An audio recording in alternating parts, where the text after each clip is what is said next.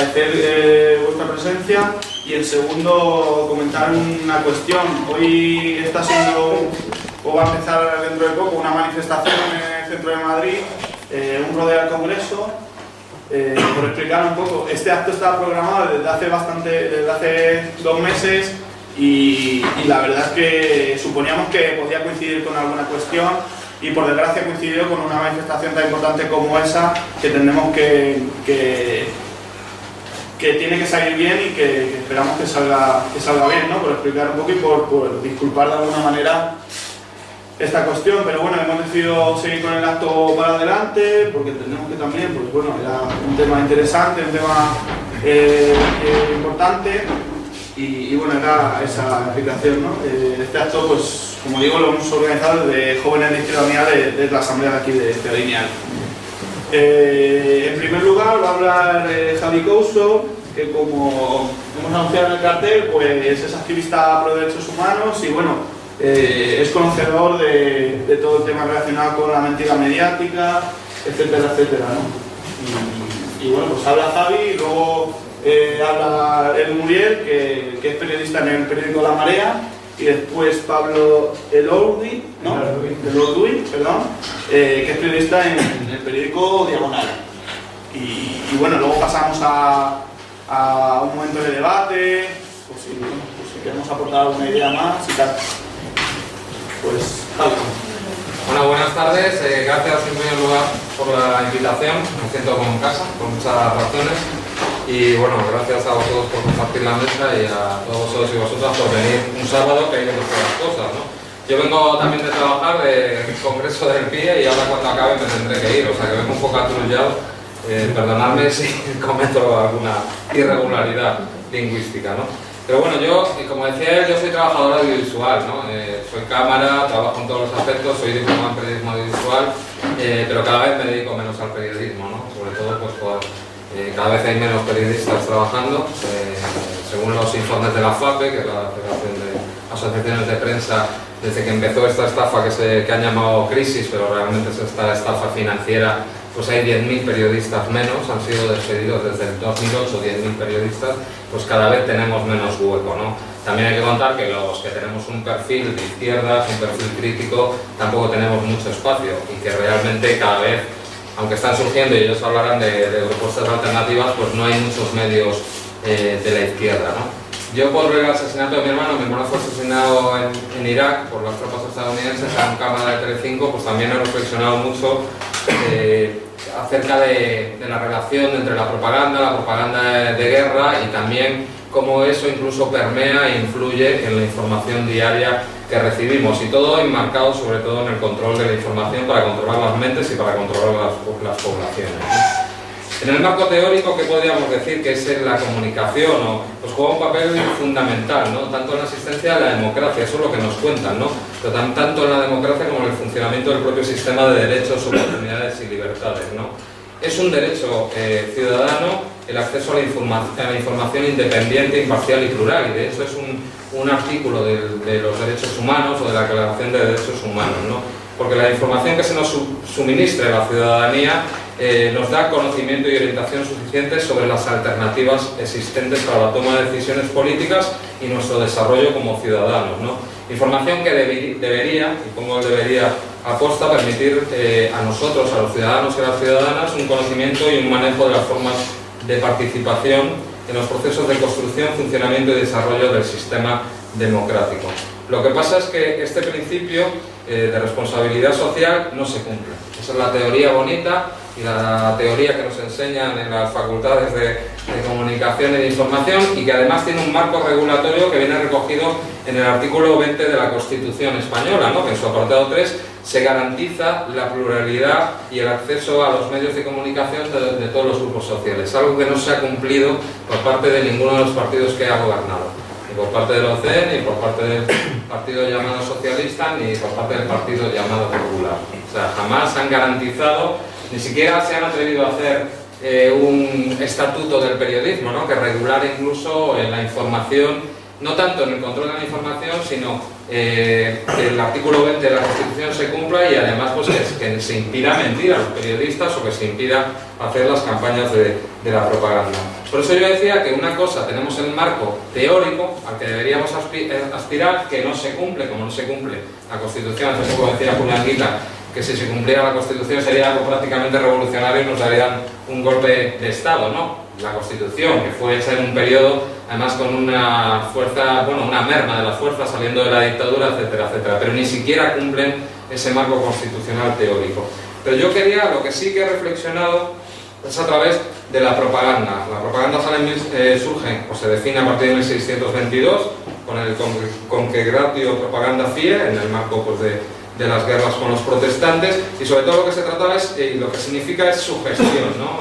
Persuadir, afectar a las emociones y a más que a la reflexión, ¿no? Lo que se trata es de controlar, y de hecho es lo que funciona, ¿no?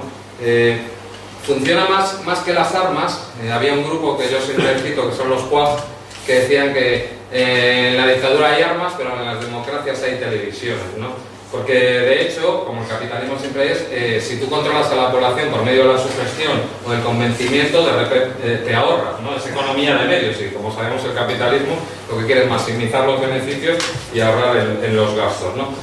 Por eso yo creo que además tiene una parte fundamental. Más que la información, yo calcularía que un 20% del control de la sociedad se ejerce a través de los informativos, pero la parte más importante, el 80%, es lo que llaman el entretenimiento, ¿no? Que puede ser Hollywood, las cadenas, o sea, todos los programas de estupideces que hay en la tele, incluso el fútbol, lo que se llama el entretenimiento. Ahí también se insufla a la población una serie de roles que se asuman incluso de manera más directa que los propios informativos, que no ve todo el mundo, ¿no? O sea, los programas, las telenovelas, las películas crean una serie de roles que inconscientemente asumimos, e incluso hay una serie de paradigmas o de sueños que incluso incorporamos a nuestro propio subconsciente. Quien empezó todo esto, o quien lo desarrolló a la manera casi perfeccionada, fue el ministro de propaganda de Hitler, que se llamaba Goebbels, ¿no? Y él definió una serie de normas para que la propaganda fuera efectiva, ¿no? Y decía que tenía que ser omnipresente, que tenía que simplificar entre lo negativo y lo positivo, entre el amigo y el enemigo, entre el bien y el mal, la repetición continua de los mensajes, el silenciamiento de aquello que no se quisiera que la población supiera, la mentira afirmativa, el vocabulario religioso militar y sobre todo la utilización del cine. El régimen nazi empieza a utilizar el cine de una manera brillante, ¿no? De hecho, Leni Riefenstahl crea nuevas formas de comunicar en cine, ¿no? Y maneras técnicas, pero también visuales, etcétera, etcétera, de comunicar.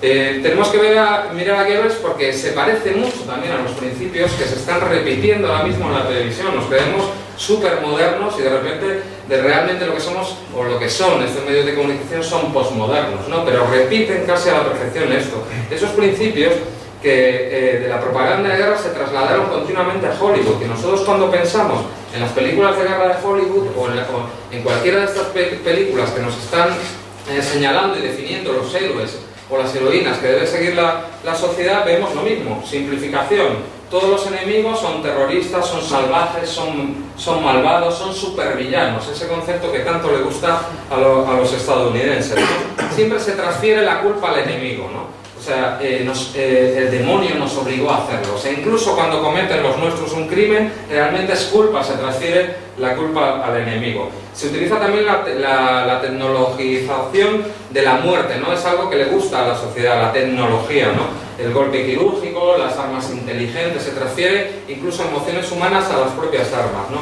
Y que solo los perdedores cometen los crímenes de guerra. Una redundancia de lo que decía antes, que el demonio nos obligó a hacerlo.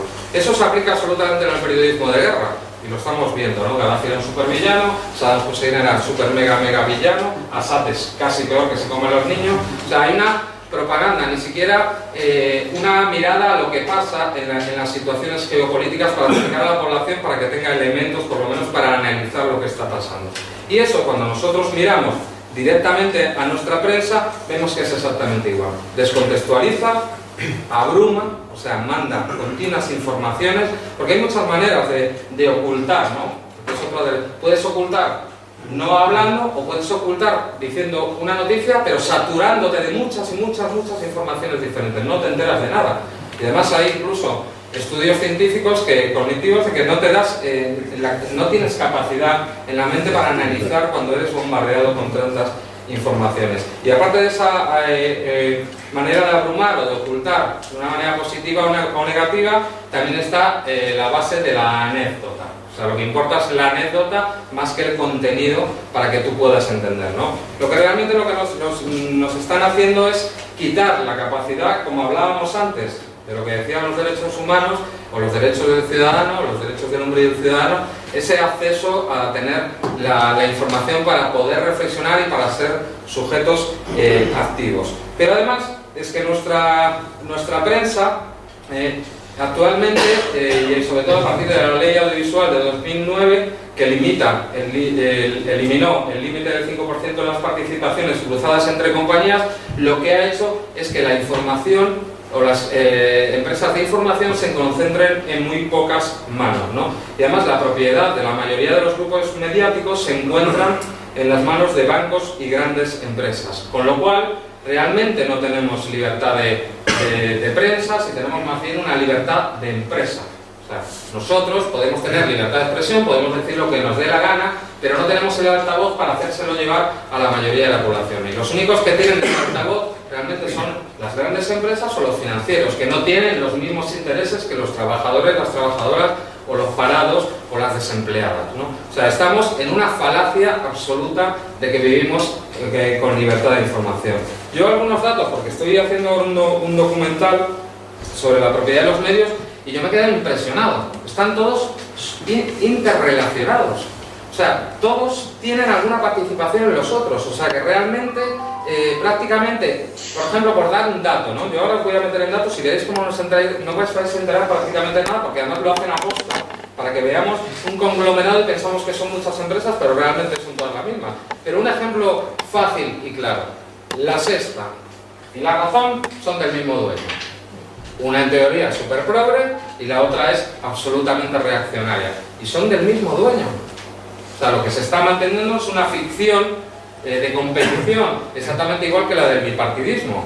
El PSOE y el PP no son iguales, pero en asuntos de Estado son exactamente iguales. Las ETTs, artículo 135, en la OTAN, en la monarquía. En eso no tienen ningún problema en pactar. O sea, los intereses de Estado de un régimen de alternancia bipartidista, ¿no? Por ejemplo, vamos a la banca, ¿no? La banca, algunas familias aristocráticas y el imperio Berlusconi controlan Prisa. Prisa, que va de progre. De repente ves que en la banca, los aristócratas y el imperio Berlusconi, ¿no? Prisa es prácticamente propiedad de la banca, ¿no? Que a su vez participa en Mediaset, Huffington Post y con un 74% en la cadena SER, ¿no? La cual, la cadena SER, a su vez está asociado al grupo Godó. El grupo de Godó es editor de La Vanguardia y propiedad del conde de Godó, un grande de España.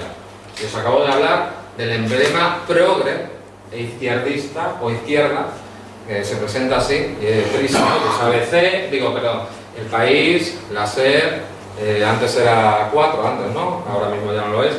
Grupo Vocento, ¿no? Representante de la derecha católica. Edita el ABC y un gran número de medios locales. Es propiedad del BBVA y de Ferrovial, entre otros. Los cuales, o sea, el BBVA y Ferrovial, a la vez, tienen participación en Radio Popular, grupo radiofónico que pertenece principalmente a la Conferencia Episcopal, propietaria mayoritaria, a su vez, de 13TV y otras, entre cuales está la 11, que a su vez es dueña de Servimedia. ¿Veis ahí cómo están absolutamente relacionados? ¿Veis a alguien popular o ciudadano? Yo todavía no he visto a nadie, ningún representante que pudiera dar la voz a los ciudadanos, ¿no? Grandes empresas editoriales como el Grupo Z o el Grupo Planeta son propietarios de La Razón y socios mayoritarios con un 47% de A3 Media, ¿no? Que concentran asimismo en sus manos un gran número de medios, ¿no? Luego también está Unidad Editorial, responsable de cabeceras como El Mundo, Marca o Expansión, que es a su vez controlada por un grupo de inversión, al igual que Prisa, ¿no? Un grupo de inversión financiero, ¿no? Y luego, en este caso, el socio de Pedro J. Ramírez es RCESA, participado por Mediabanca, Pirelli, Fiat, Benetton y otros. Es decir, la mafia y la mafia financiera italiana. Por el otro lado, tenemos también un grupo de medios propiedad y grupos de empresarios de los más variados, ¿no? Que lo que han decidido es diversificar sus inversiones para dotarse de un altavoz a sus intereses, el altavoz que os hablaba antes, ¿no? Por un lado, unos están vinculados a la derecha, más a la derecha que el PP, como son Libertad Digital o el grupo Intereconomía, donde encontramos grupos, vínculos con Rodrigo Rato o Mario Conde, y por el otro lado, como es el caso de Display Connector, relacionados directamente con el PSOE, ¿no? Y bueno, para terminar, solo encontraríamos dos medios de cierta importancia que pudieran ser considerados un poco progresistas, aunque yo aquí discrepo un poco, que sería el Diario.es, que pertenece más bien a la órbita del Chacón, aunque hay pues profesionales independientes, y por otro lado una Marea que nos contarán. Hablar de los periódicos más o menos grandes, ¿no? Que en ambos casos son propiedad de cooperativas participadas por los propios trabajadores, también exactamente el Diagonal, ¿no? Bueno, yo ante eso, que una pregunta clásica que muchos de vosotros conoceréis es el ¿qué hacer? ¿Qué hacemos ante no tener un altavoz para comunicar nuestras ideas o nuestro modelo o contar las noticias como creemos que se deben de contar? Por mi parte, y luego lo dejaremos al debate, pienso que tenemos que potenciar los medios alternativos, apoyar los medios, por ejemplo, que hoy están aquí. Yo soy socio, por ejemplo, de La Marea, el Diagonal, Caos en la Red, Rebelión, tenemos una serie de radios libres, tenemos Teleca, tenemos una serie de medios, Mundo Obrero, de diferentes entidades o participada pues, por cooperativas o por gente voluntaria a la cual nosotros tenemos que apoyar. Pero yo no creo que debamos renunciar a una cosa importante, que es a la regulación, y es al trabajo que la calle empuje, pero que también un poder legislativo o partidos políticos puedan impulsar, que es la regulación. Precisamente los grupos, la ideología neoliberal, lo que quiere es la desregulación, que no se regule nada. Para ellos, la mejor ley de prensa es la que no existe.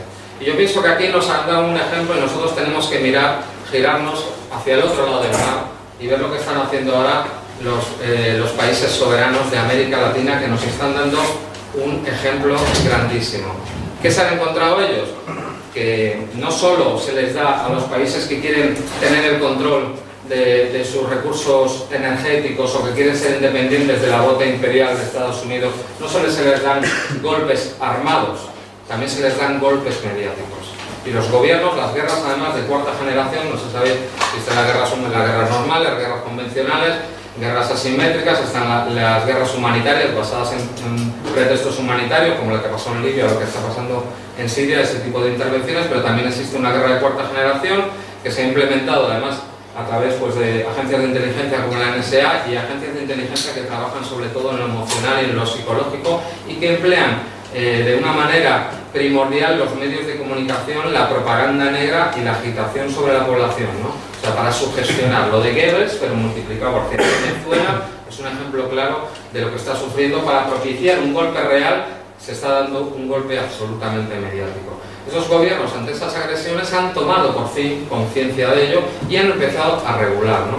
En Ecuador se acaba de aprobar una ley de comunicación refrendada en referéndum en la cual se prohíbe a los bancos ser propietarios de los medios, con lo cual se elimina que Botín nos dé las noticias, ¿no? En Argentina, una ley que también ha refrendado ahora mismo el Tribunal Supremo que limitará la propiedad de los medios. De hecho, parte a Clarín, el gran medio que tenía el 60 o el 70% del espectro mediático en Argentina, le obliga a partirse porque no se puede tener un monopolio con una sola voz que nos informe. Aquí, como veis, la SER, el país se está poniendo a parir al gobierno argentino, que puede tener cosas buenas o malas, pero en este sentido, vamos, algo así por esa ley, ¿no? O en Venezuela, que también prohíbe la propiedad de los medios a las empresas extranjeras. Aquí el mafioso de Berlusconi no podría tener Telecinco, por ejemplo. Y en todas ellas, para mí lo más importante, se reserva una parte del espectro radioeléctrico a los sectores populares y a los medios alternativos. Por ejemplo, en Venezuela y en Argentina el 30% del espectro radioeléctrico, o sea, todas las televisiones, todas las radios, el 30% son directamente para los movimientos populares y ciudadanos. De esa manera, limitas, controlas a los ricos, pero aparte das herramientas a los pobres y a los movimientos populares para dar otra visión. Yo creo que la combinación de estas dos cosas, apoyar nuestros medios populares, pero a la vez regular y hacer leyes que nos defiendan, porque si no tenemos leyes siempre caminando con la calle, no podremos cambiar esta realidad. Yo aquí me planto y luego, si queréis, podemos hablar. Muchas gracias.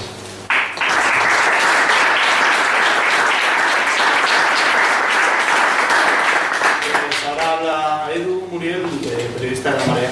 Bueno, yo ante todo también quería agradeceros a vosotros la invitación, porque, bueno, como cuenta Javi, bueno, esta mayoría trabaja en un medio alternativo, pero yo creo que apoyar este tipo de medios es muy importante, más que nada porque no contamos con la gran financiación que tienen los pocos grupos mediáticos que copan un poco toda nuestra información, ¿no?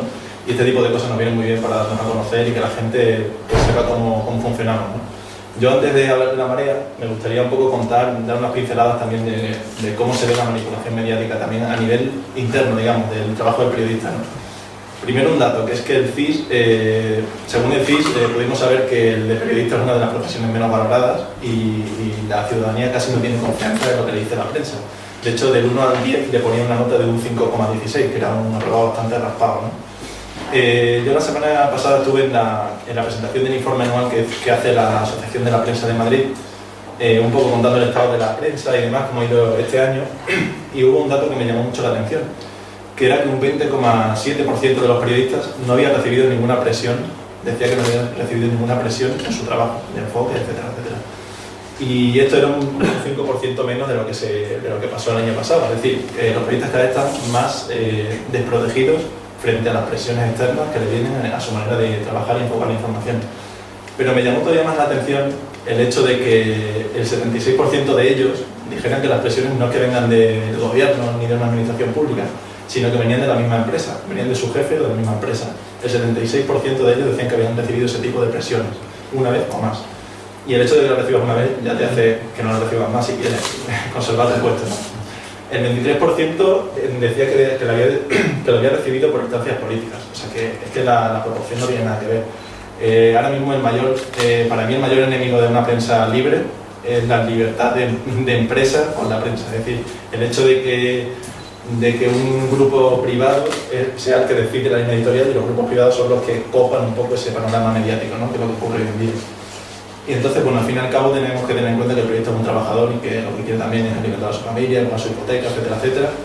Y saben qué medio trabaja, saben qué línea editorial es de su medio y normalmente no le tienen que dar ese toque, pero aún así miramos que la proporción es bastante grande, ¿no? Y bueno, que al final el periodista también juega con eso, de su trabajo, además de la ética de trabajar para una empresa más o menos justa, encima es que su producto es un mensaje que se lanza a la sociedad y que encima tiene una doble responsabilidad por eso.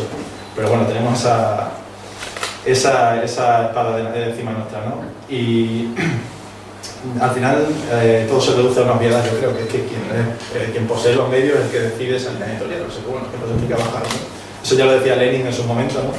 Que decía que la libertad de prensa era un engaño mientras exista el poder del capital sobre la prensa. Y también lo decía Correa, otros presidentes también vienen un poco a confirmar esto, ¿no? Y bueno, nada, os dejo con esos datos y por eso es muy importante que aparezcan este tipo de medios. Bueno, Diagonal ya es un veterano de esto, que llevan 8 años, ¿no? Ya saliendo a la calle, y nos permiten un poco romper esta hegemonía que tiene la oligarquía, que no deja de ser oligarquía, el conde de Godó, el marqués de Lara, etcétera, etcétera. Esos son todos oligarcas y banqueros, ¿no? Son todos nobles y banqueros, ¿no? Y bueno, el caso es que aparezca La Marea, o que aparezca Diagonal, o que aparezcan otros medios, es muy importante y sobre todo creo que hay que mirar la manera en la que funcionan, porque nosotros, por ejemplo, somos una cooperativa, Diagonal también va a transformarse en cooperativa, si no me equivoco, pero bueno, también es un colectivo bastante horizontal, y el hecho de tener una estructura democrática dentro de un medio de comunicación me parece muy importante, ¿no? Apoyar eso. Pero bueno, voy a empezar por el principio, un poco cómo surge La Marea, que yo creo que todos más o menos lo conocéis, pero bueno, por si acaso. El hecho es que, bueno, que Público, hace cosa de un año y medio, como sabéis, cerró, echó al 85% de la plantilla, hizo un ERE bestial, y con eso cerró la edición impresa. Entonces lo que hizo la empresa, sacó la cabecera a subasta, sacó Público a subasta para que cualquier otro comprador pues lo comprase.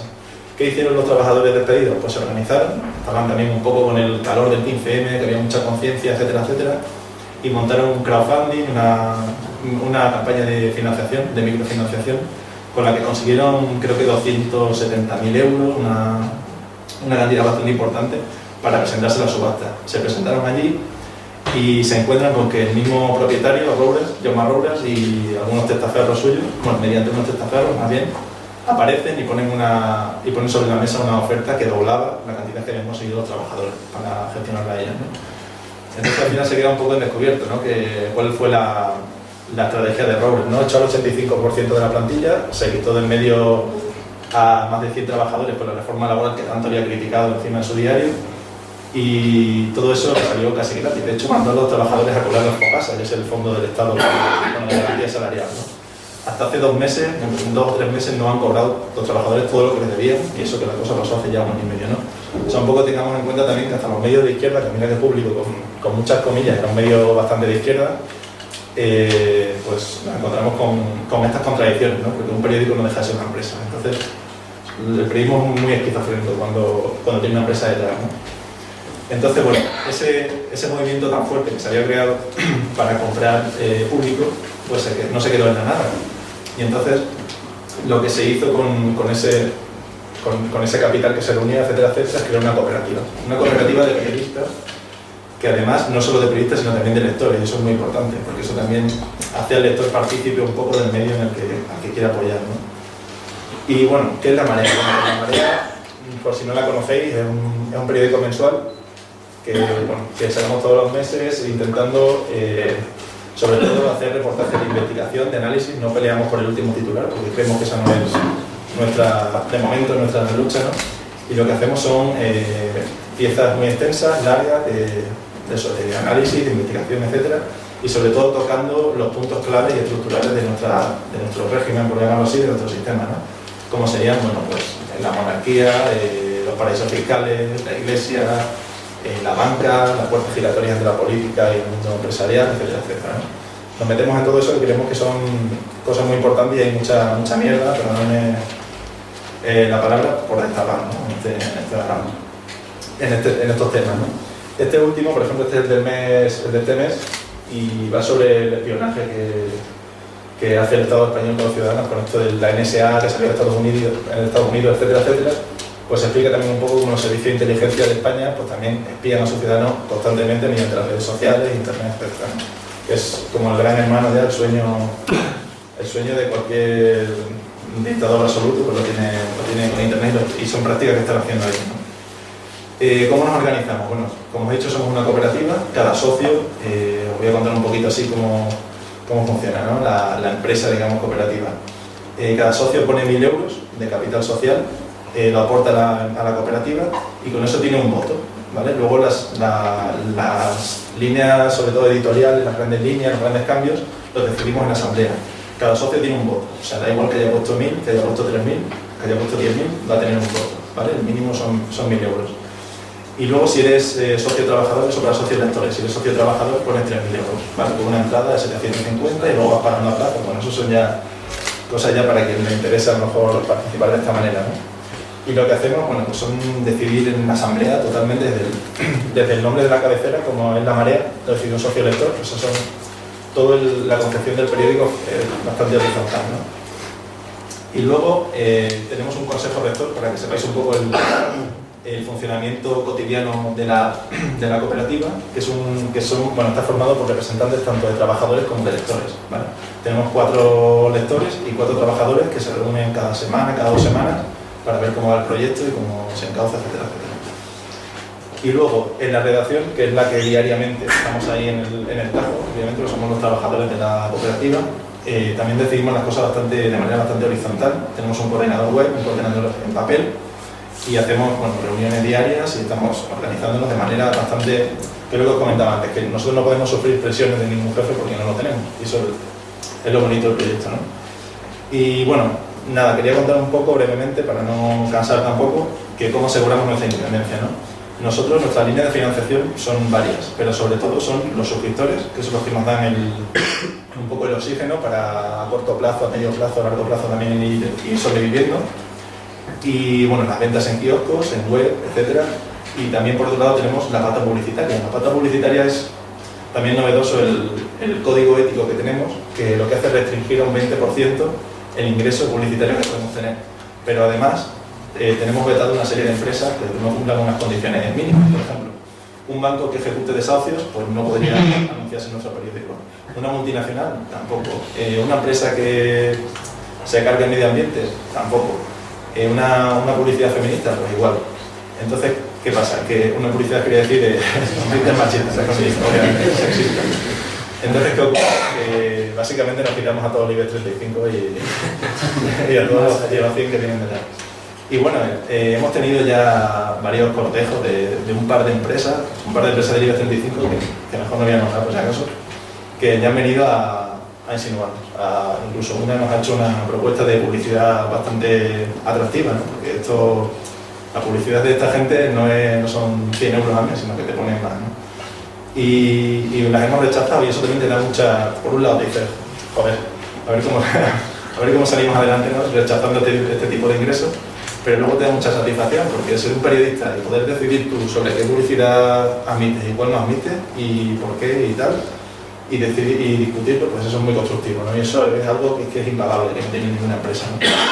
Y eso es algo que tenemos en la Marea, que la verdad es que nos enorgullece mucho, ¿no? Ya con la organización por socios, de esto de que os contaba un socio, un voto, también tuvimos una cosa curiosa, que era que un fondo de inversión, al principio de todo el proyecto, también se nos hizo una oferta bastante atractiva, y lo tuvimos que rechazar. Hombre, no lo rechazamos nosotros, le dijimos, puedes meter todo el dinero que quieras, pero vas a tener un voto. Y entonces, claro, no lo he compensado, decía, claro, voy a invertir yo en este proyecto y voy a tener un voto en la asamblea, no sé qué. Entonces, claro, se nos fue. Igual que esto, pues se nos han ido también comerciales que dicen que es imposible conseguirnos publicidad si no nos vamos a los grandes, etcétera, etcétera. De momento estamos consiguiendo, poquito a poquito, es verdad que no es fácil. Y menos ahora que estamos en crisis, que las empresas pequeñas no tienen tampoco mucho capital para invertir en esto, pero bueno.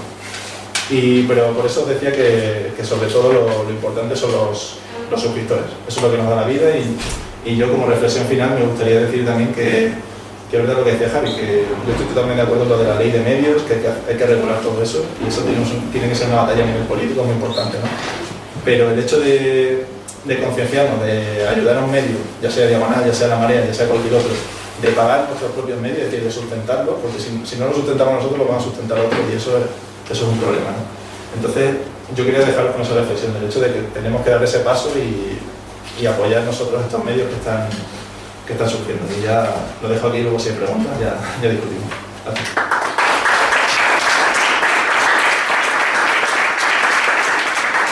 Pues ahora, por último, Pablo López, de Diagonal.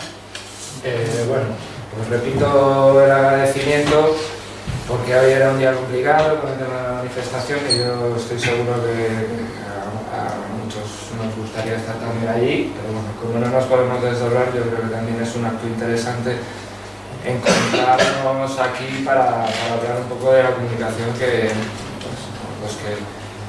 está cobrando también importancia, en parte gracias al auge de medios que están también dejando ver que otro modelo de información y de acceder a la información es posible. Bueno, como decía Eduardo, Diagonal ya tiene una trayectoria bastante larga en cuanto a su edición en papel. El periódico se empezó a gestar hace 10 años en el fragor de las movilizaciones contra la guerra de Irak, a través también de su antecesor, que era un periódico que surgía de lo que prácticamente era un fanzine, que era Molotov. En las reflexiones de aquel periódico Molotov surgió la necesidad de dar un salto adelante en cómo afrontamos la información, cómo afrontamos la necesidad de comunicar, porque la propia idea de la comunicación es crecer en cuanto al público, ¿no? Al que llegas. Ampliar, digamos, lo que conocíamos o lo que nos autosatisfacía de nuestras propias espacios militantes, y llegar a más capas de la sociedad. En este periplo, pues lo que tenemos ahora, y sin ganas tampoco de ahondar mucho sobre esto, es un núcleo de 30 personas que participan en una asamblea que se realiza cada 15 días, que forma parte, digamos, de lo que es el día a día de Diagonal, de las cuales 10 o 12 están liberadas, empleadas por el proyecto. Hay otros círculos, digamos, de afinidad pues, que participan intensamente a lo largo del año, y luego hablamos que en estos 9 años pues miles de personas han participado de muchas formas. La principal, o una de las principales para que haya podido sobrevivir, suscribiéndose, pero también escribiendo, siendo una fuente para los reportajes, siendo entrevistadas, participando con textos, colaborando desde otros territorios y espacios, etc. En esto, ¿qué se traduce? Pues en que sacamos un periódico cada 15 días desde hace 8 años, y en el próximo marzo va a ser 9, que ha tenido esa regularidad de cada 15 días, que en este sentido yo creo que sí que es novedoso, porque los medios que nacen en precario, que nacen de asambleas, tienen la dificultad añadida de la constancia en el tiempo, ¿no? Pues yo creo que Diagonal en ese sentido pues ha demostrado que se podía ser constante, y a la vez, además de esta edición de cada 15 días, pues tiene una página web que también se consiguió gracias a pues, otras 1000 personas que aportaron para que la sacásemos el año pasado, que tiene una actualización diaria de 2-3 noticias. Esto, bueno, hablando de Diagonal, el siguiente paso es en qué contexto está jugando tanto Diagonal como yo creo La Marea y como otros muchos medios. Bueno, aquí cada uno tiene una interpretación del contexto que tenemos ahora, pero desde luego es muy distinto en el que nace, ¿no? Cuando nosotros surgimos, pues era la primera legislatura de Zapatero, que trajo algunas novedades en lo social positivas o que fueron bien recibidas. Estoy hablando de la ley de memoria histórica, por ejemplo, que luego se demostró que era bastante deficiente. Estoy hablando de matrimonio homosexual, etc. Pero a la vez, ese gobierno, bueno, pues creo que nadie se escandaliza si decimos que no cambia lo esencial, como decía Javier, los grandes consensos, los grandes acuerdos que emanan, digamos, del régimen constitucional que se instaura aquí pues, a partir del 78. En este contexto en el que surge, digamos, hay cierta dificultad para traspasar, digamos, esa base militante de crítica constante al Partido Socialista. Sin embargo, se sigue llevando a cabo por algunos de los motivos que luego han desembocado en la crisis, como puede ser todo lo que tiene que ver con el factor trabajo. El Zapatero encarga 2 reformas laborales que siguen siendo regresivas para el conjunto de las personas trabajadoras. Todo lo que tiene que ver con la burbuja inmobiliaria, bueno, pues no hay que ahondar demasiado, simplemente con ver las caras de quienes eran los asesores de Zapatero. Taguas en primer lugar, que posteriormente fue de la patronal inmobiliaria, el mismo Pedro Solbes, que ha salido de la cripta estos últimos días pues, para dar su opinión sobre lo que se tenía que haber hecho con la deuda, que es lo que hizo el PP posteriormente, etcétera, etcétera. También pues todos los ataques al estado de bienestar que se producen también. Obviamente la sanidad es el PP de Madrid, en el caso que nos ocupa, el principal responsable de las privatizaciones, pero esto no es posible si la ley 1597, que el PSOE pasa en el Congreso con el consenso del PP, ¿no? en un gobierno de Aznar, pero sí la oposición en este caso del socialista. También se empiezan a producir con el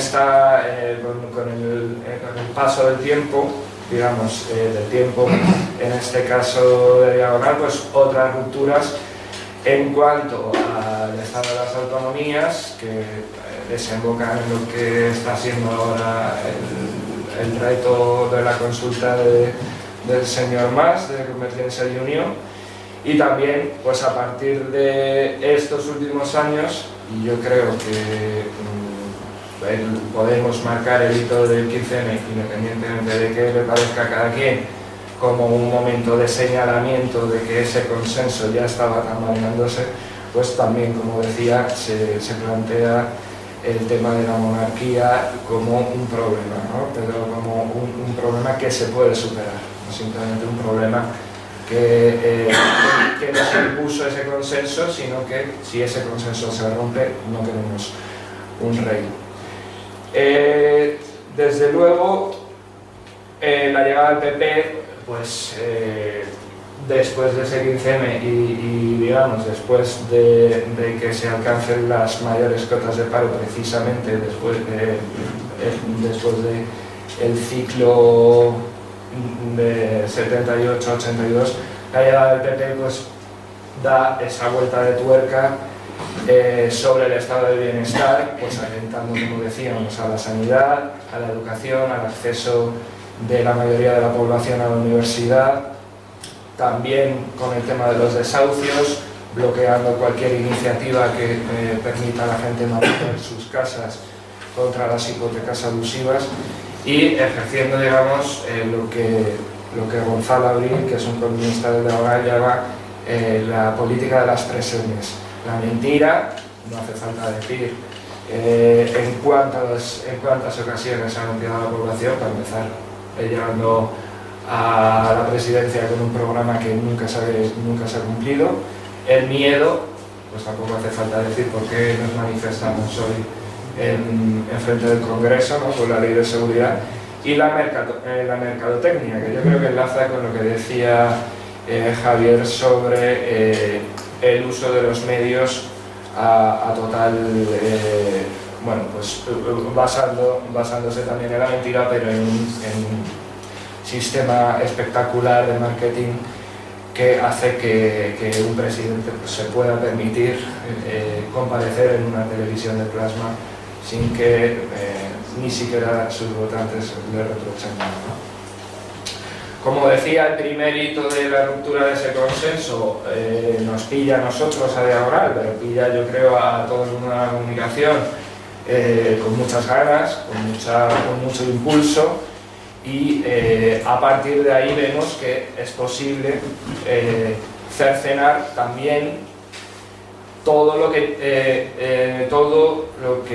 o sea, aquellos medios que han encarnado durante tanto tiempo ese consenso en torno a esos pilares, ¿no? del Estado supuestamente de democracia. Son los medios convencionales de los que se ha hablado antes, y son medios que entre sus nuevas características es que son grandes franquicias, a menudo internacionales, y que tienen una crisis propia, no derivada solo de la crisis económica general, sino de la entrada del factor Internet en el juego de la comunicación, ¿no? Digamos, la hegemonía que podía tener El País o la cadena SER hace 10 años se ve mermada por la capacidad que tenemos cualquiera de rebatir la construcción de esa hegemonía, ya sea desde la calle con el periodismo ciudadano, ya sea desde un blog que examine realmente lo que nos están contando, por ejemplo de Latinoamérica, o ya sea desde medios no corporativos que trabajen, digamos, en equipo, cosa que en los grandes medios no se estila porque es otro tipo de funcionamiento, y que vayan comiendo terreno a esos monstruos que tenemos que son los principales interesados en que se mantenga ese consenso y esa alianza de poderes. Aquí, bueno, pues, ¿qué papel juegan los medios alternativos? Pues como decía, presentar un verdadero contrapoder o una situación antagonista a esos grandes poderes y presentarlo desde la conciencia de que nosotros estamos trabajando de una manera horizontal, asamblearia y de fácil acceso para toda la ciudadanía. Quiero decir, nosotros somos 10, la marea ahora mismo no sé cuántos son exactamente, pero hay una comunicación con la gente, ¿no? Hay una relación de correos electrónicos, de comentarios, de feedback. El país puede tener eso una redactora, un redactor en Madrid, pero de ahí a que eso llegue al director que decide poner una foto de un señor que se está muriendo y dice que es Chávez, es imposible, ¿no? O sea, para ellos es igual de difícil que para nosotros saltar esa barrera de interlocución con el poder. Lo que pasa es que nosotros lo hacemos desde una independencia real, en este caso, que nos permite interlocutar igual no con los grandes poderes, que esos, como pasó el otro día con Rajoy, esos eligen con quién hablar, sino con el conjunto de la población, la ciudadanía, y con ciudadanía no quiero limitar tampoco la potencia que puede haber en otros territorios que no son grandes ciudades, ¿no? Otro de los papeles que jugamos pues es, frente a esa amnesia o el ritmo amnésico de los grandes medios, los medios alternativos podemos transmitir una memoria de los movimientos. A nosotros no nos interesa que se deje de hablar de la sanidad, aunque no se produzca un hito mediático. No nos interesa que se deje de hablar de los desahucios si Ada Colau ya ha sido amortizada por los grandes medios. Los medios de comunicación de cooperativas o asamblearios, en nuestro caso, quieren, digamos, transmitir o quieren enhebrar esa historia que se está generando en torno, pues, a la ruptura de ese consenso, como decía. Aumentar y transmitir esa conciencia crítica, pues ser cada vez más, ¿no? Eso yo creo que, por eso nació Diagonal y yo creo que por eso tienen sentido nuestros medios, ¿no? Ser cada vez más porque hace falta una masa crítica para cambiar el transcurso de la historia, en este caso, ¿no? Hace falta plantear un contrapoder y siendo muchos, porque el juego de mayorías obviamente nos está perjudicando. Es lo que se permite decir el señor Ignacio González el otro día, cuando dice que los que gritan en la calle no son la mayoría y por lo tanto no pueden gritar en la calle, ¿no? Venía a decir, no, oiga señor, es que nosotros gritamos en la calle porque vamos a ser mayoría, porque ustedes lo están haciendo como lo están haciendo. Y por ahí a nosotros en estos momentos pues nos cae, yo creo que asumimos como una carga agradable también, porque indica que se está ganando en relevancia y en importancia esa responsabilidad social de la que se ha hablado. Ante la dejación de lo que es la responsabilidad social de quienes informan, nosotros, los medios como La Marea, como Diagonal, como Rebelión, como La Directa en Cataluña, están asumiendo la responsabilidad social de informar y de dar un contexto y dar un sentido a todo esto que está sucediendo. Pero, ya por último, y también hemos venido aquí a hablar un poco de eso, la posibilidad de que esto suceda es garantizando la supervivencia de los medios. No tanto como porque yo me asocio a una marca y quiero que esta marca funcione, sino porque de un medio a otro yo creo que no nos podemos permitir perder el terreno que estamos ganando en estos tiempos. No podemos permitir que un periódico como La Marea o un periódico como Diagonal desaparezca y quien tome el relevo tenga que empezar de cero en esa labor de enhebrar esos movimientos y esos procesos y prácticas de transformación política. Desde ahí, obviamente, como se ha comentado, hace falta un compromiso de quienes puedan llevar a cabo esos cambios legislativos, un compromiso de dotar a los movimientos y a todas las prácticas de transformación política, ya ser partidos, sindicatos, etcétera, dotarles de un espacio, dotar en este caso a los medios en papel de un marco que le permita una serie de herramientas para seguir, digamos, en ese terreno, y yo ya no hablo tanto de subvenciones, porque en el caso de Diagonal no las aceptamos, sino de esa difusión, ¿no?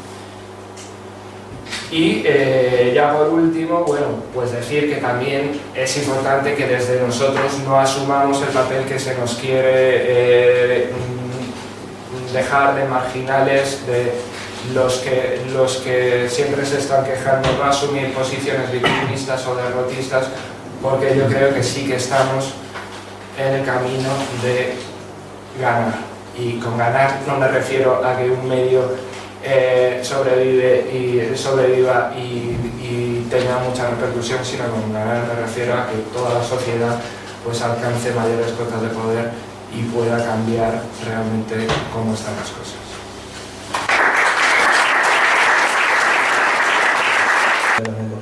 Sí, he hecho una pregunta, ¿no? de lo del tema de los blogs y los medios que se basan en eso. Y eso, bueno, me he adelantado aquí, pues, que yo lo que pienso es que, bueno, que es simplemente un paso más en la precarización de la profesión, que es que ya está tomando unas cotas ya insoportables, ¿no? Estos 10.000 periodistas despedidos se suma a que los periodistas que están trabajando, la mitad de ellos que son jóvenes y llegan de generación nueva, están trabajando en unas condiciones pésimas, o sea, del siglo XIX totalmente, ¿no?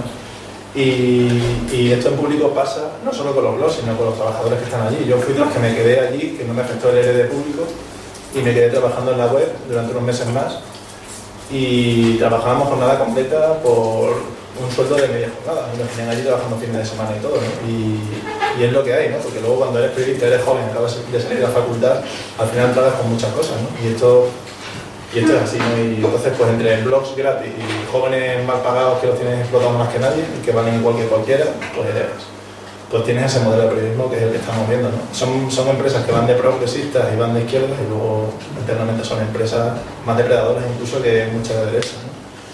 Y esa es la esquizofrenia que decía antes del periodismo, ¿no? Que entre una de las ideas que defendemos y lo que hacemos es un techo demasiado grande. Sí, yo sí que igual por polemizar un poco, que tampoco está mal, ¿no? O sea, yo creo que Huffington Post es un ensayo, o si acaso un excerptor del modelo Prisa de creación de opinión, al estilo, bueno, es un trasplante obvio del Huffington americano, pero también tiene algunas cosas de Yahoo News, ¿no? Bueno, pues en ese sentido yo no lo valoro mucho. Creo que tiene una línea editorial similar a la de Prisa, y lo que revierte y un poco a lo que ha jugado es a dar publicidad a quien escribe ahí, tanto políticos como famosillos o no famosillos, pero gente, digamos, que tiene una trayectoria más, todo lo que ha comentado Eduardo. Pero digo polemizar un poco porque yo creo que público, o sea, creo que colaborar en un blog en público tiene que ser muy bien explicado por parte de quien lo hace, porque yo entiendo que una empresa que ha tenido las prácticas laborales que ha tenido público no puede contar con el apoyo indirecto de gente que tiene, digamos, un nombre y una posición política fuerte dentro de las izquierdas, ¿no? Creo que se tiene que explicar por qué se está ahí. sobre todo porque creo que hay alternativas. En el caso de trabajar gratis, obviamente la repercusión que tiene público y la que tiene diagonal puede ser muy distinta, y entonces cualquiera te va a decir: es que si yo publico un post en público me leen 12.000 personas, si lo publico en diagonal me leen 2.000. Vale, yo no barro para casa y digo esta gente tendría que estar participando en estos medios, pero sí a la hora de escoger entre los medios grandes o entre los medios masivos hay que tener un poco de reparo a cuál es esa situación, ¿no? Y en el caso de público, pues es un poco lo que ha expuesto antes Eduardo, ¿no? Cómo se lleva a cabo el proceso de limpiar la plantilla, cómo están ahora la gente trabajando, y ahí pues a mí me entra un poco de malestar ver que hay gente muy buena y muy válida en otros ámbitos que tiene este blog en público de manera tan acrítica. Yo, como no están aquí, tampoco quiero decir nombres, pero bueno, sabéis de quién hablamos y tal, y yo me llevo bien con estas personas, y alguna vez sí que le he preguntado de verdad compensa, ¿no?, estar con alguien que se ha cargado el 85% de la plantilla, que ha dicho que no tenía dinero y al año siguiente compra la Fórmula 1. Bueno, no sé, o sea, yo ahí no lo veo muy bien, la verdad. Sobre otro de los temas, ya salto lo de ser molestos o ser un peligro. Claro, yo prefiero ser un peligro, aunque eso realmente pueda tener consecuencias y hipotéticamente nos acerquemos a un tiempo en el que las consecuencias puedan ser más allá de que se nos marginalice o ningunee, sino que haya algo de guerra sucia, como ha habido algún conato por parte de Falange con el tirar a varias páginas de Nodo 50, diagonal, caos en la red, etc. Yo prefiero ser ese peligro, no para, digamos, los fascistas declarados, que son 4, Falange, Democracia Nacional y eso, que a los que nunca vamos a dar más bola de lo que hay que darle, ¿no?, para defendernos, sino contra nuestro enemigo real, ¿no?, que es la clase que ahora mismo detenta el poder. Entonces yo sí quiero ser un peligro.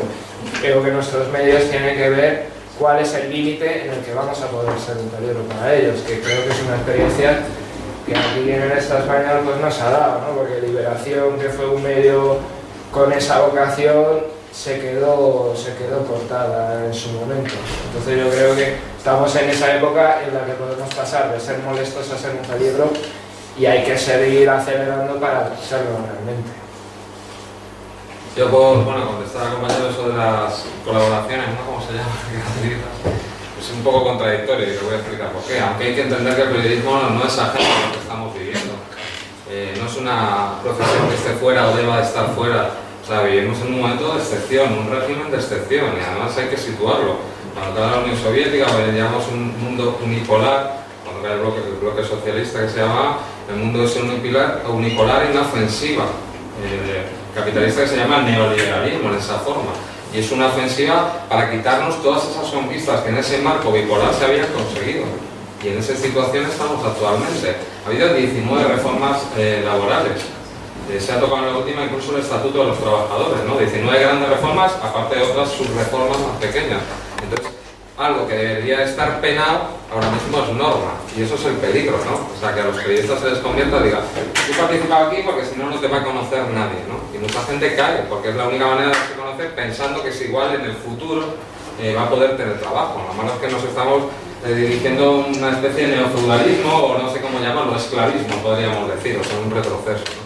Pero luego, claro, yo he dejado de colaborar con algunas que no me pagaban, pero sí participo en otros, lo digo así. Yo si me llaman a la tuerca voy, y for Apache, y no cobro. Y es como decías tú, por la cercanía de determinada gente que me parece, de unos equipos humanos, por lo menos, hombre, los de la tuerca y for Apache cobran, la mayoría, algunos ahí colaborando gratuitamente, pero porque les apetece, por otra razón, ¿no? Entonces esas contradicciones, claro, como decías, ¿tú qué haces? ¿Voy, no voy? Luego soy socio de la Marea, pero luego fui el otro día público, o sea que es complicado, ¿no? Llevar no sé. Yo lo que pasa es que creo que hay que hacerlo, pero no como norma, ¿no? O sea, si es una excepción no me parece nada. Hombre, yo creo que no, la cosa no es tanto participar en el medio como ser parte de él, ¿no? El hecho de tener un blog allí habitual. Yo, bueno, me voy a mojar un poco lo de la tuerca, por ejemplo, que ahora se reconoce una marca con la otra, o sea, están allí, el plato es allí. Sí, cuando están asociados por público. Cuando se graba se ve el logo del público, tú ya eres parte del público. Yo creo que eso es muy diferente a colaborar puntualmente o hacer una tribuna o lo que sea con ellos. Simplemente me preguntó antes por lo de los socios, ¿no? Era una cantidad demasiado larga, demasiado grande. No, la 1000 euros, eso es lo que he leído en la... No, es cierto que lo es. Nosotros aspiramos a que, sobre todo, se colabore mediante una suscripción, ¿no? Que es lo más asequible. De todas maneras, muchos lectores han querido crear una figura que nos han propuesto ellos, no lo hemos inventado nosotros, que es la de socio colectivo, que se juntan varias personas y esos 1000 euros pues, los ponen entre varios. Luego nombran un representante que es el que va a la asamblea y ejerce ese voto. Y luego también se paga a plazo durante un año, no son 1000 euros de golpe. Y bueno, hay fórmulas que estamos inventando también para abrir eso, ¿no? Que está por estatuto y es difícil cambiarlo, pero estamos buscando bien internet. Y poco más. Luego también quería apuntar que a mí lo de medios alternativos no me gusta, por lo menos para referirme a la Marea. Yo hablaría más de medios independientes, con mucho, porque nosotros lo que aspiramos también es a ser de masas, ¿no? No aspiramos a ser un reducto pequeño. Y también el hecho de decir alternativo suena mucho a militante, no sé por qué. Está muy asociado al mundo militante, al mundo activista, y queremos presentarnos también como profesionales, que es lo que somos periodistas haciendo periodismo y ni más ni menos, ¿no? Queremos también darle esa batalla a ese nivel, ¿no? Y poco más, bueno, simplemente para apuntar un dato, ¿no? Que un español medio ve 4 horas de la televisión al día, simplemente ese dato. 4 horas, según el INE. Y es un dato que nos vamos, que es bastante explicativo por sí mismo, ¿no? Algunos no la ven nada y otros 8 horas. Yo no la veo nada, por ejemplo, se tiene que haber gente que la vea 6 horas o 7 o 8 o más. Y el tema es que el 58% de los españoles dice que... la televisión.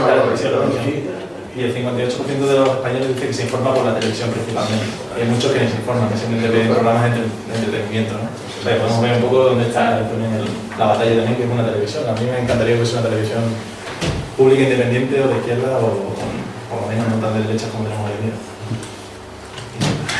A ver, nosotros ahora mismo, como comentaba antes, tenemos el proceso abierto de microfinanciación, de financiación colectiva para sobrevivir todavía un tiempo más, y una parte importante ha sido el tema económico, pero otra parte también es pues esto que tú planteas, no tanto la unificación como comenzar a explorar pues las vías que podemos tener para ser más molestos, más grandes y en definitiva más peligrosos para los de arriba y más útiles para los de abajo, ¿no?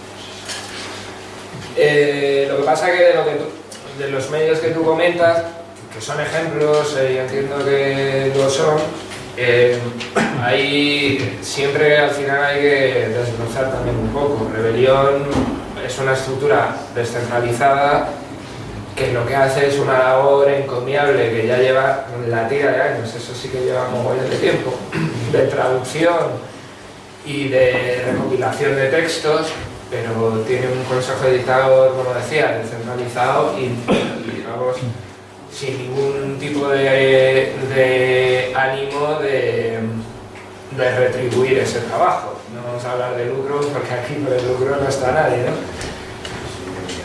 Entonces en este caso es complicado. En el caso de Infolibre, pues Infolibre tiene una serie de características que lo hacen compatible con Diagonal, y yo creo que con la manera también, como es la estructura jerárquica, el que haya un jefe que cobra más que los demás y que tenga una serie de capacidades adquiridas por el mero hecho de ser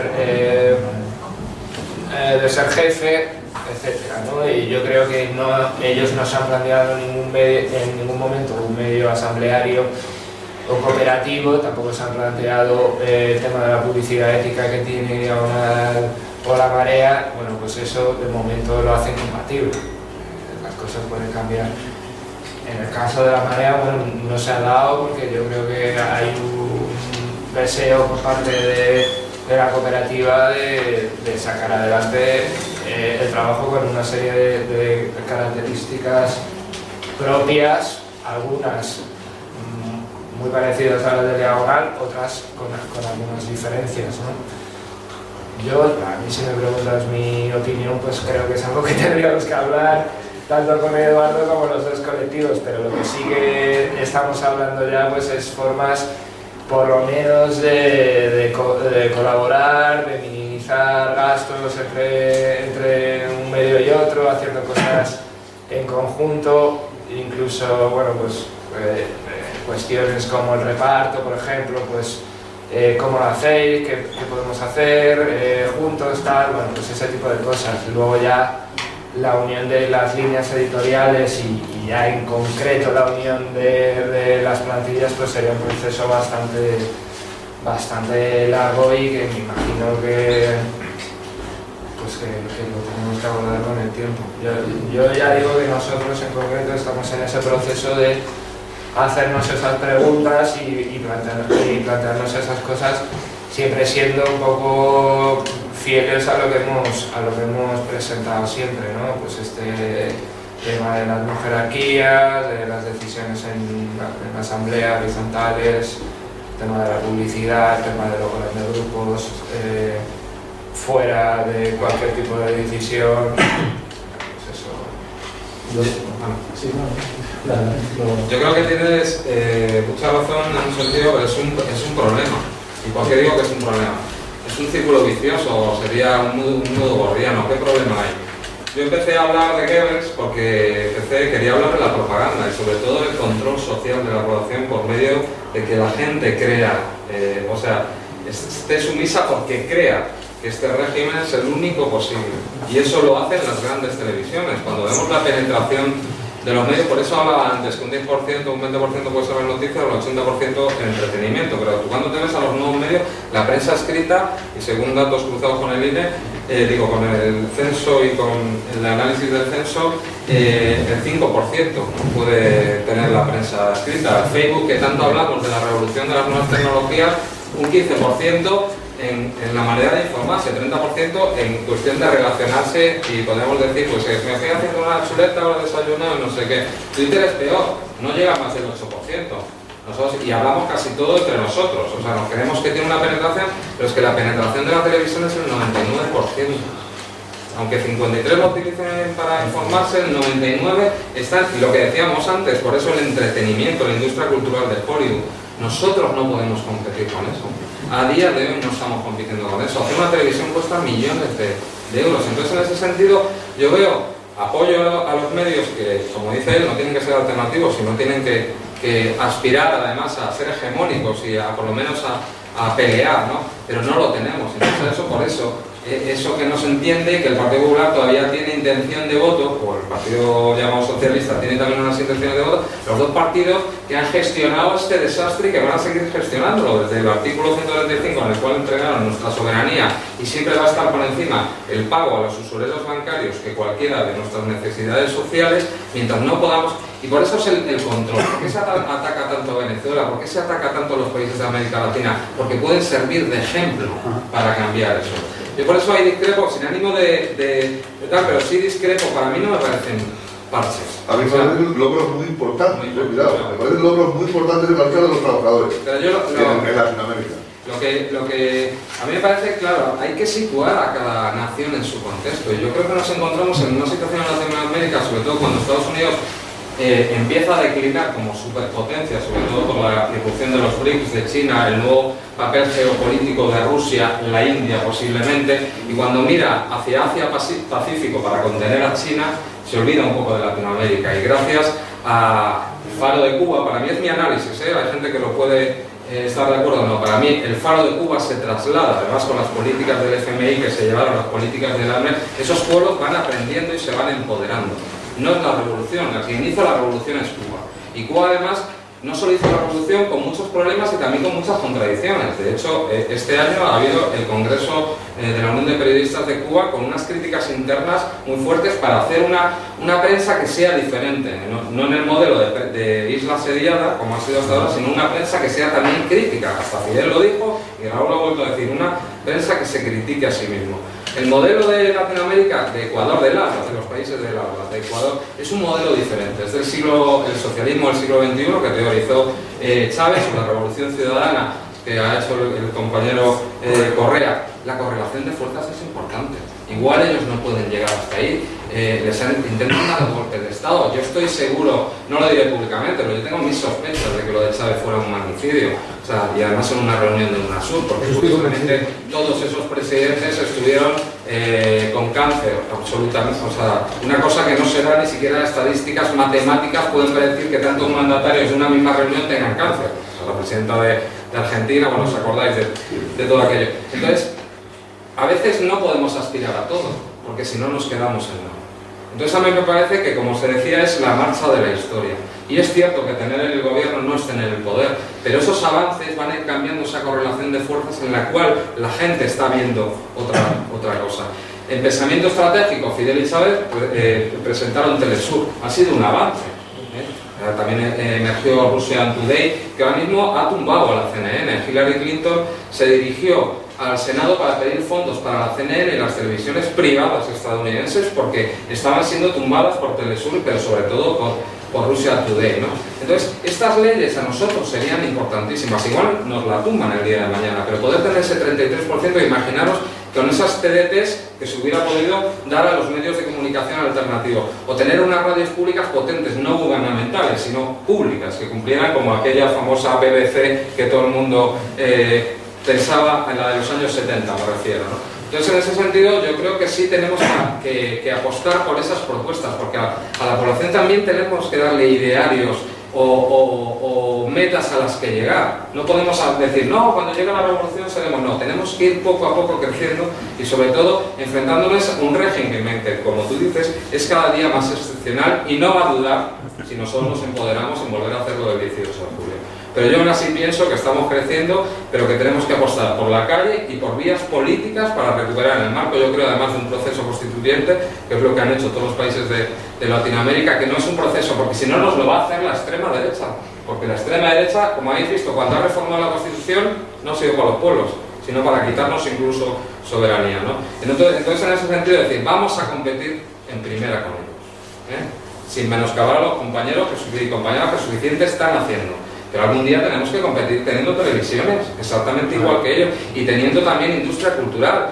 En Ecuador, en Venezuela se está dando, en la ciudad del cine de Venezuela. O sea, por eso, ¿cómo no vamos a mirar a Latinoamérica? Si además, como también decía Julián, nosotros necesitamos una unión de nuestros pueblos, de los PICs, de los pueblos con Grecia, para enfrentarnos, porque somos la periferia de Europa, para enfrentarnos a esta Europa alemana que trabaja para la banca alemana, y qué mejor manera de vernos con nuestros hermanos latinoamericanos. Que qué curioso, ayer estuve viendo al vicepresidente de Bolivia en el Congreso del PIE, nos están marcando el camino a nosotros, que fuimos los que les explotamos hace 500 años. Con eso no sé si quiero preguntar algo más. Bueno, simplemente, muy breve, comentarte un poco las colaboraciones que estamos buscando con otros medios, que por ejemplo estamos compartiendo contenido con algunos medios, como La Derecha, que ha salido antes, un semanario catalán bastante crítico. La veu del País Valencià también está entre esos medios, también muy vinculada a la izquierda y demás. Y estamos intentando buscar esas vías de compartir contenido puntual, decir, oye, pues habéis hecho una pieza muy buena de Valencia, no tenemos corresponsal allí, nos la quedamos, y cosas así, ¿no? Luego con Mongolia también estamos hablando para hacer una suscripción conjunta, por ejemplo, a partir de enero, febrero más o menos. En distribución, pues Jotdown, no sé si lo conocéis, también una publicación que hay en internet de cultura sobre todo, pero bueno, también de muchas otras cosas. Está montando una distribuidora y va a meter ahí a muchos medios y nos ha pedido también que participemos y que hemos aceptado, ¿no? Por ejemplo, también compartimos publicidad. Si ellos hacen un Mercami, una campaña de microfinanciación, nosotros la apoyamos y la visibilizamos también. Y el mayor problema que hay es de juntar, o sea, es de los ingresos, yo creo, ¿no? De juntar una estructura empresarial, de juntarla con otra, cuando son deficitarios las dos. O sea, realmente, que en vez de pagar 7 sueldos, vamos a tener que pagar 14, es decir, que no sabemos todavía cuál es la fórmula y a ver quién intenta y de pronto es sostenible y decimos, joder, mira este. y apoyamos ese modelo. Pero es que de momento no podemos dar esos pasos. Yo creo que estamos en una etapa previa, yo creo, ¿no? Que luego ya se irán juntando esas iniciativas cuando cuajan de verdad, ¿no? Pero bueno, ya está, simplemente eso. Vale, pues bueno, agradecer a los ponentes la asistencia y agradecer este último espacio de debate.